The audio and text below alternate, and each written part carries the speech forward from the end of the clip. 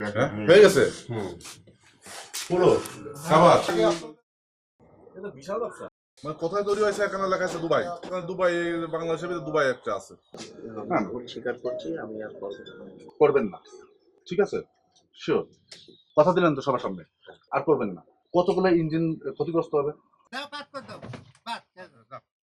তলা সদর যশোর এখানে ফ্যাক্টরিটি অবস্থিত এবং এর পণ্যটি হচ্ছে আপনার ইন্টারনাল কম্বাসন ইঞ্জিন ক্র্যাঙ্কেজ অয়েল 3টা গ্রেডের পণ্য এখানে তৈরি করা হয়। এরা হচ্ছে বিএসটিআই এর সার্টিফিকেট বাদে আসলে এই পণ্যগুলো বাজারে করতেছিল, যেটা সম্পূর্ণ অবৈধ।